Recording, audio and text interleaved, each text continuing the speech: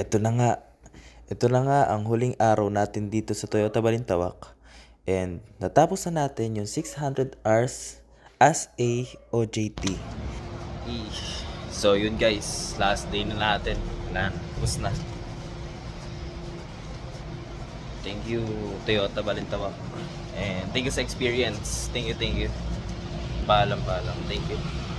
So ayun guys, ipapakita ko na lang sa inyo kung ano-ano ang mga ginawa ko dito sa Toyota Balintawak.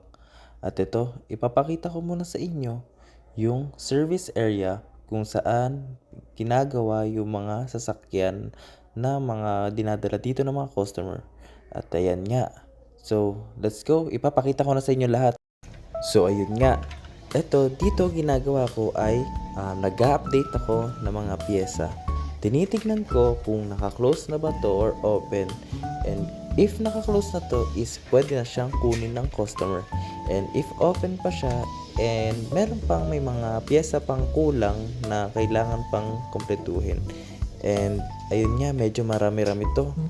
Kaya medyo natatagalan ako and sinusulat ko yung date kung kailan ko siya in-update. Ginawa ko na din to kasi kinabukasan may mag-o-audit sa amin kaya kailangan to tapusin.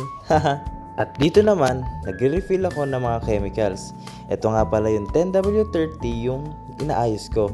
Kailangan dapat overflow to palagi kasi maraming kukuha ng mga langis. At ito, pipicturean ko yung part number kasi kailangan siya i-laminate kasi kulang-kulang na yung mga part number at nakakalito din kung kukuha ako kasi dyan ako nagbabase kung saan nakakolocate siya.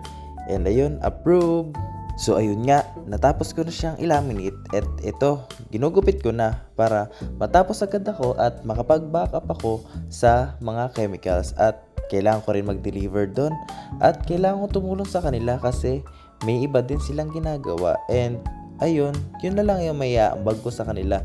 So, ito yung sinasabi ko sa inyo na bumabackup ako kasi pagka break time ni sir at ito, ako ang nagpo-post code at ako ang nagdi-deliver doon sa mga mekanikong may kailangan ng chemicals. Every morning, ito yung pinakamahirap na ginagawa ko. Ito yung nagdi-deliver ako ng pyesa sa ibang warehouse. So, ito nga, kailangan ko siya dalhin sa third floor. And yun nga, medyo nakakapagod talaga itong part na to. So ayun na nga, nagkalintik-lintik. Paglabas namin ng elevator, punong-puno na sasakyan. So gumamit kami ng ibang way. So ito na nga, kailangan na natin ito ibaba at meron pa tayong hahakuti na iba. Napakadami, nakakapagod. At ipapakilala ko sa inyo ang mga naging kaibigan ko sa trabaho. Tara, ito si Sir JC, ang best buddy ko dito sa Toyota Balintawak. Ito naman si Sir Limuel. Di naman nagkakalayo yung mukha namin eh. Parehas pogi. At ito naman si Sir Jeremy. Ayan, solid yan. Solid na tropa yan.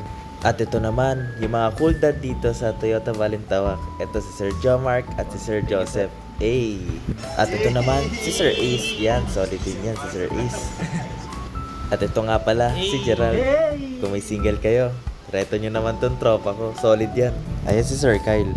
Inabsent na ako sa last day ko. So, hanggang doon na lang. Maraming salamat Toyota Balintawak sa pagtangkap sa akin. At ayun, maraming salamat sa mga kaibigan ko. Hanggang sa muli.